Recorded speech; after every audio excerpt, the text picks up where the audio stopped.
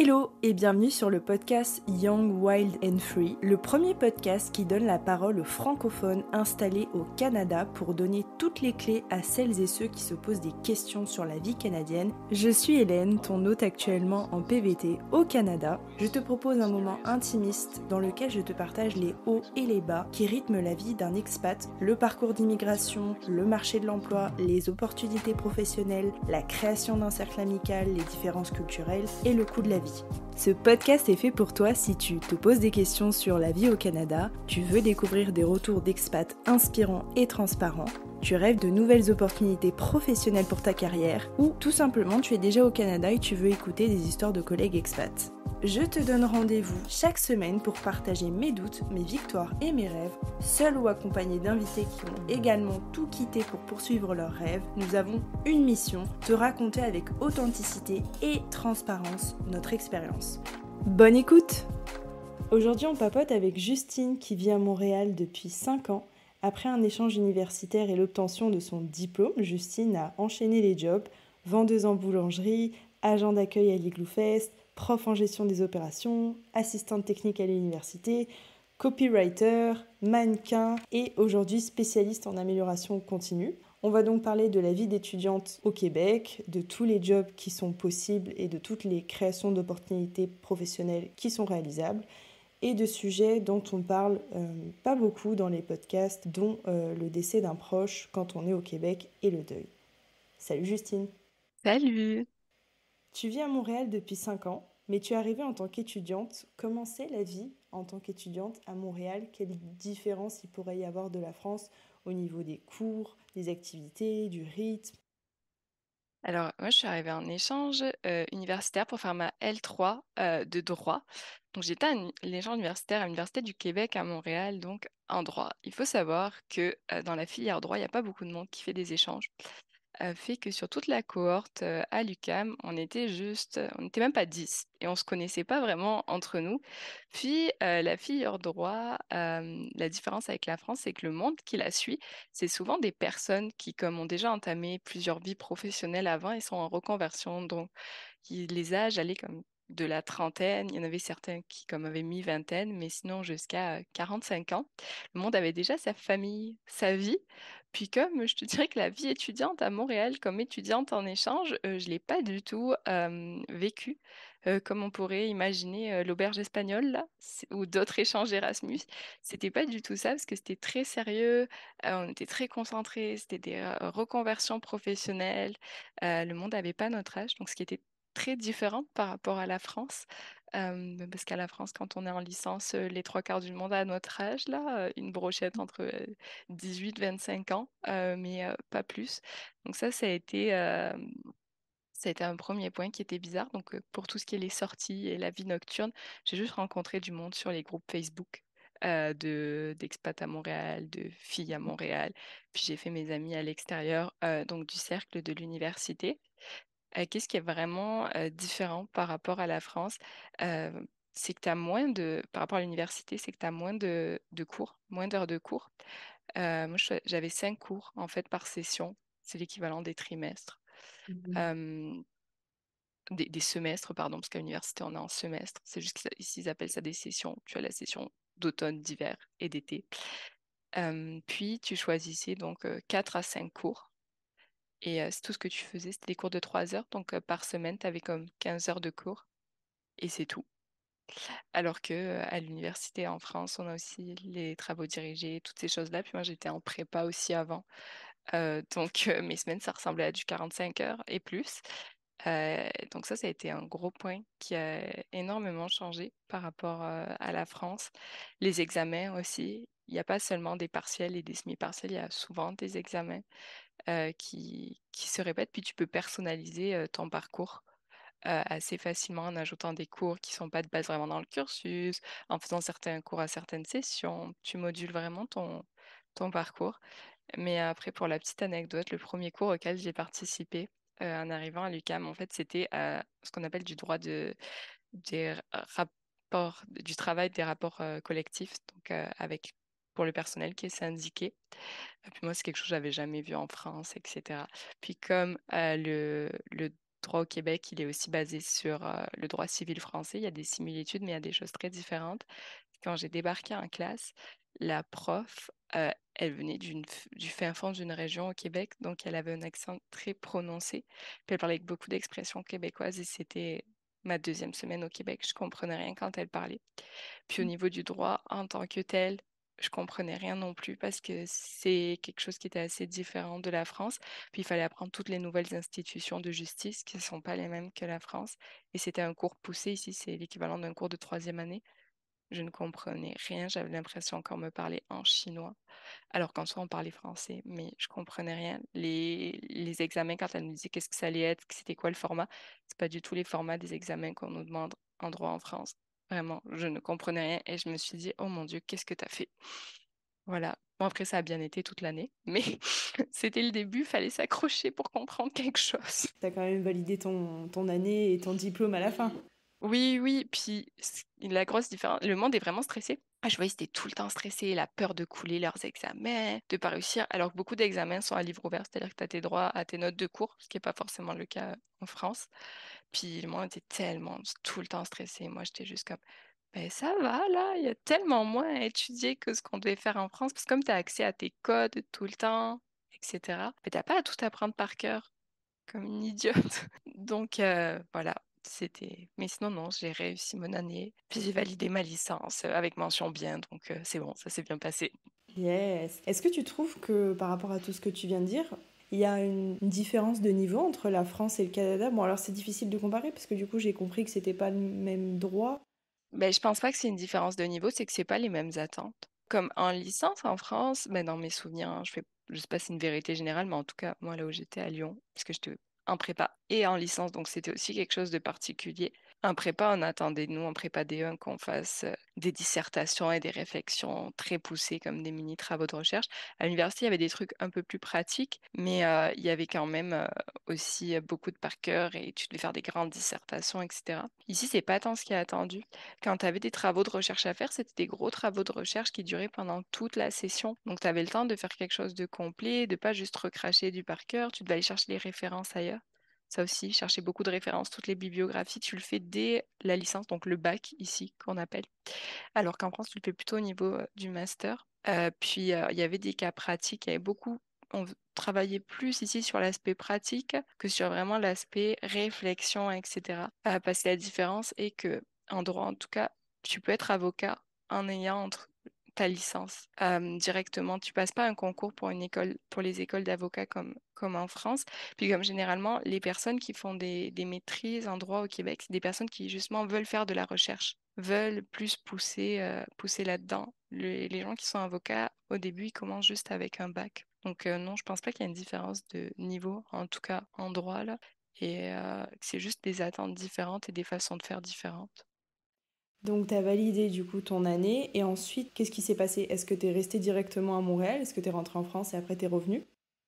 Oui, alors bah, je suis rentrée en vacances en France, mais en fait, au mois de mars ou avril de la fin de mon année, là, ça se finissait en mai. J'ai décidé que que j'allais rester et que j'allais faire une maîtrise au Québec. Donc j'ai envoyé tous mes dossiers d'inscription et rebelote tous les papiers d'immigration parce qu'il fallait tout rechanger. Et bien sûr, entre-temps, mon passeport a expiré. Bref, la joie de la paperasse. Puis en soi, je suis rentrée 2 mois en France parce que c'était les vacances et je suis revenue directement. Donc on peut pas vraiment dire que je suis rentrée là, j'ai enchaîné d'un coup. Puis je suis partie en maîtrise en administration des services de santé parce que pendant ma troisième année au bac en droit ici, on pouvait faire avec l'Université du Québec à Montréal un programme qui s'appelle Pro Bono. Donc c'est comme des étudiants en droit qui sont envoyés dans différents organismes à but non lucratif ou qui aide des personnes à faible revenu. Puis moi, j'ai donc fait ça pendant mon année d'échange la COCSIDA, qui est une coalition donc québécoise qui vient défendre les droits des personnes vivant avec le VIH. Puis là-dedans, j'ai donc découvert les fabuleux mystères du réseau de la santé québécois et tous les défis qu'il y avait en arrière. Puis à la base, j'aimais ça, le droit de la santé, le droit psychiatrique. Et je me suis dit, hey, cool, il y a des défis en gestion, plus côté administratif, administration, gestion des processus, etc. Tu peux le mêler au droit. Hey, je vais aller faire cette maîtrise-là. Il y a ce type-là de maîtrise qui existe à Rennes dans le public.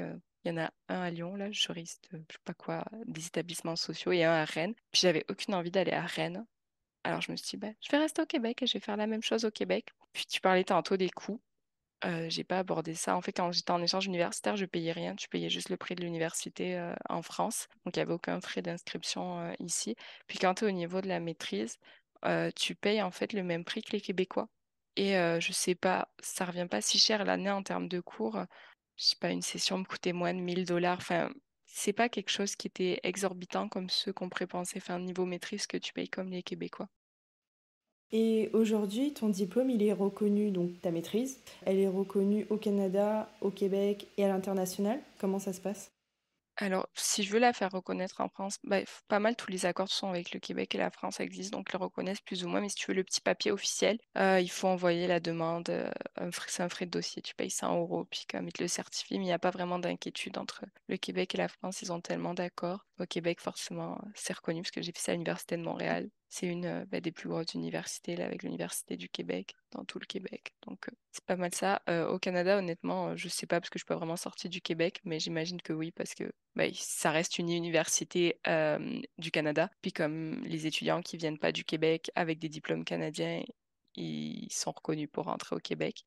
Donc c'est ça. Et pendant toutes ces années, toi, tu as eu l'occasion de faire plein de jobs, comme je disais en intro. Euh, Comment tu les as trouvés, ces jobs? J'ai commencé à travailler en fait pendant ma maîtrise parce que pendant mon bac à cette époque-là, on n'avait pas le droit quand on était en échange de travailler. Puis comment j'ai trouvé ça? Il y avait des offres d'emploi publiées par l'université.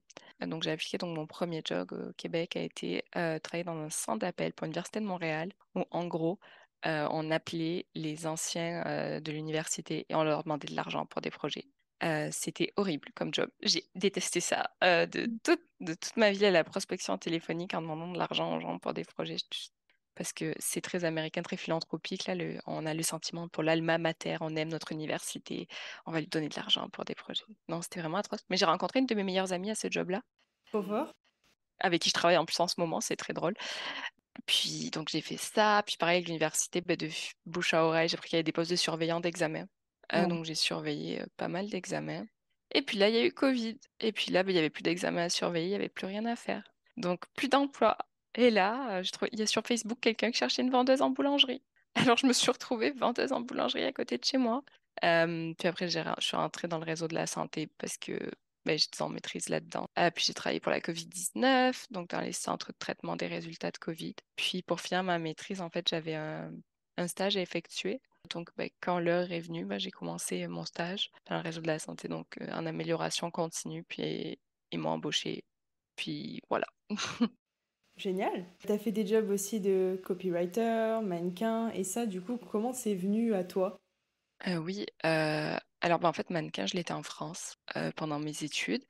Puis quand je suis arrivée au Québec, j'ai arrêté tout ça. J'ai tout laissé tomber. Puis je te dirais que 2022 a été une grosse année charnière pour moi où j'ai un peu changé énormément de choses dans ma vie. Puis j'ai voulu reprendre le mannequinat au Québec. Donc, en fait, j'ai juste repris des anciennes activités, donc refait un portfolio, intégré une nouvelle agence ici, essayer d'obtenir des contrats, connaître le milieu. Puis, à date, ça marche plutôt pas mal. Donc, j'ai repris cette activité-là. Puis, le copywriting, c'est quelque chose que j'ai toujours aimé. J'écrivais beaucoup, tout de l'art de la persuasion, etc. Puis, encore une fois, en 2022, dans ma grande restructuration de ma vie, si on peut appeler ça comme ça, je me suis dit, hey, je vais me lancer à mon compte. Puis, comme je vais faire du copywriting à mon compte. Et voilà, parce que en 2022, j'ai donc quitté mon job à temps plein, permanent, bien tranquille dans le réseau de la santé pour faire du copywriting, du mannequinat et toujours de l'amélioration continue, mais on pourrait dire à la pige, comme consultant, mais en étant employé. Bref, en n'ayant plus un vrai poste. Puis là, pareil, je vais avoir un contrat comme ça, justement à l'Université de Montréal, de coordo pour la formation. Donc voilà, ma vie professionnelle en ce moment est 50% à mon compte, 50% comme employé slash employé fantôme. Parce que je suis pas une vraie employée 35 heures, donc je me définis comme une employée fantôme. Et voilà. Par curiosité, pourquoi tu préfères être une employée 50-50 et pas une employée 100% une CDI classique, traditionnelle? J'ai essayé, c'était pas pour moi. Déjà, j'ai grandi dans milieu où il n'y avait pas vraiment des CDI classiques, comme mon père avait une ferme, donc lui, il avait des horaires énormes. Donc pour moi, ça, c'était la normalité. Ma mère était aide-soignante. Puis c'est pareil, les horaires d'aide-soignante, c'est pas du 8h, 16h, là, c'était des choses très changeantes, des besoins de nuit, de jour, enfin, ça a tourné tout le temps. Donc on dirait que déjà j'ai grandi avec ce biais-là de non travailler de 8h à 16h, c'est pas normal en fait, c'est pas une normalité. Puis j'aime ça avoir ma liberté dans la semaine aussi. Même si j'étais très libre à mon emploi, on organisait pas mal nos emplois du temps comme on voulait. J'avais besoin de retrouver du contrôle. Puis au Mhm. début, j'ai tout parti à 100% à mon compte. Puis en fait, je me suis cassé une jambe entre-temps. Et donc, j'ai découvert la précarité de la vie à ton compte quand t'as une jambe, enfin, quand il t'arrive un accident. Là, j'étais comme, OK, tant que mon histoire de jambe n'est pas réglée, il faut que j'arrive à stabiliser tout ça. Donc, 50% employé, 50% à mon compte. Et finalement, ben, ça me va bien, tout ça. J'ai ma liberté. Et puis même là où je suis employée, mais je fais un peu, j'organise mes emplois du temps comme je le souhaite. J'ai certains moments où oui, je dois être là en présence parce que ben, je donne des formations ou je donne des cours comme quand j'ai donné cours à l'université. Il y a pas vraiment le choix. Mais c'est réglé en avance le restant du temps. Je fais bien ce que je veux. Et ça, c'est que ce que je recherchais. Donc, je suis bien contente. Et je ne fais pas qu'une seule chose, parce que je crois que je suis un peu hyperactive sur les bords au niveau professionnel.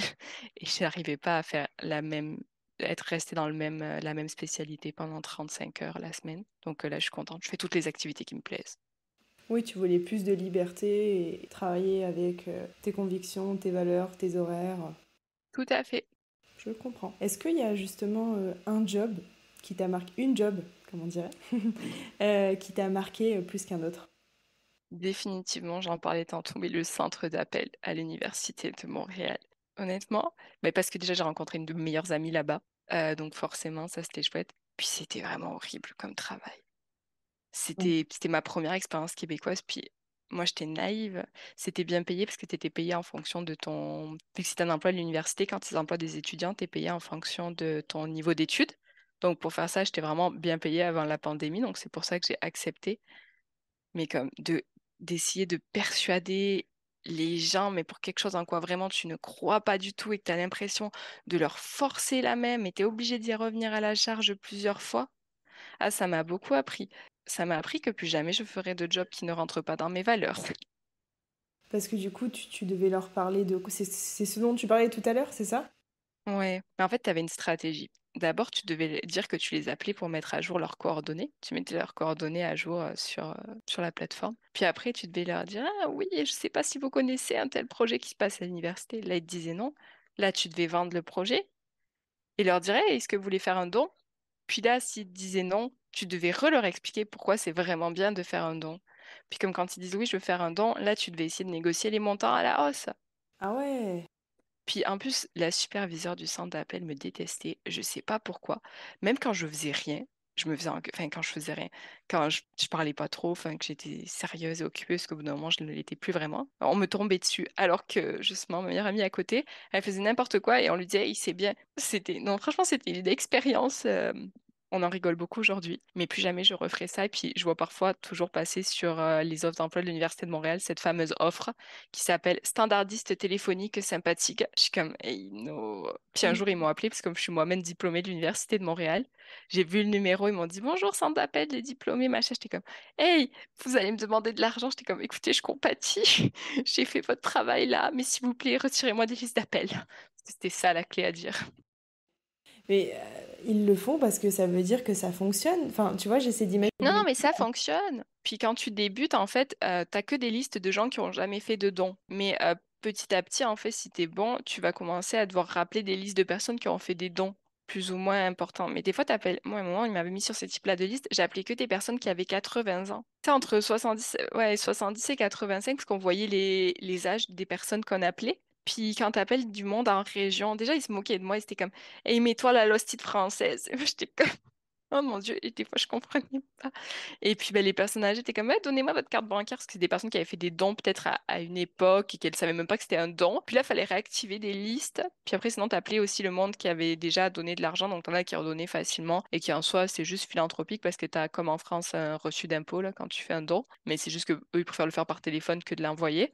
Mais comme quand tu débutes 70% du temps, même 80% du temps, soit tu as des refus, soit tu as du monde qui répond pas. Bref, et ça, c'était des shifts de 3 heures. Et c'était tous les jours, quasiment. Non, c'était horrible. C'est des dons importants que font les gens au fur et à mesure. En fait, je pensais que... J'étais surprise quand tu m'as dit que c'était des gens de 80 ans. Je pensais que tu allais me dire, ouais, c'est des gens qui ont 35, 40 ans. Mais tu as de tout âge, vraiment, ça part de personnes qui viennent juste de diplômer. Puis en fait, ce qui était très bête, c'est qu'on a, par exemple, on appelait du monde qui avait gradué de leur bac, mais ils étaient toujours à l'université et ils étaient en maîtrise. Et c'était comme, ben là, je vais pas vous donner de l'argent, tu sais. Et t'appelais justement des personnes qui avaient diplômé en 1950. C'était très, très large. C'est drôle et effectivement, ouais, ça doit fonctionner. Enfin, tu le dis de toute façon, mais j'imagine ça en France et j'avoue que je suis pas sûre que les gens donneraient, tu vois, je pense qu'ils te raccrocheraient au nez. Mais la culture philanthropique ici est très proche de celle des États-Unis. Tu sais, il y a vraiment une culture dans ce sens-là. Puis le monde, ça les choque pas tant de donner de l'argent à l'université, parce que tu le donnes pas directement à l'université. C'est vrai que c'est vraiment par projet. Donc, tu peux donner à l'institut de recherche en fait en cancérologie qui est affilié à l'université, à d'autres projets là. C'est toi qui choisis le fonds dans lequel tu veux que ça soit. Puis comme, tu sais, on arrive, on leur présente un projet, donc on sait que ça va être pour ce fonds-là. Puis quand tu rappelles du monde qui ne savait pas, soit ça va au fonds général, mais sinon, eux, ils peuvent eux-mêmes demander où ils veulent que ça aille. Ça, c'est un projet caritatif comme un autre, mais non, je trouve qu'en France, les universités, elles ont moins de projets comme ça caritatifs développés de tous les bords. Là, t'en as dans tous les sens possibles et inimaginables. En préparant l'épisode, tu m'as confié le fait d'avoir perdu ta maman lorsqu'elle est venue te rendre visite à Montréal. Est-ce que c'est ok pour toi d'en parler? Est-ce que tu peux expliquer ce qui s'est passé? Cet épisode sera en 2 parties parce qu'il y avait beaucoup de choses à raconter sur l'histoire de Justine. Tout d'abord, on a abordé la partie études, puisque le droit est différent au Québec, même s'il y a des similitudes. Ensuite, on a abordé la partie job, parce que Justine en a fait beaucoup. Assistante technique à l'université, spécialiste en amélioration continue, copywriter, mannequin, surveillante d'examen, vendeuse en boulangerie. Lors de la deuxième partie, on abordera la partie deuil d'un proche lorsqu'on est à distance, les assurances, l'hospitalisation au Canada, les coûts, les démarches, etc. Je t'invite à rester connecté parce que cette deuxième partie d'épisode sur l'histoire de Justine est vraiment très intéressante et hyper importante. C'est un sujet qu'on aborde forcément moins parce que c'est moins commun, c'est moins joyeux, mais c'est hyper essentiel parce que ça peut arriver à tout le monde. À Toto comme on dit à Montréal.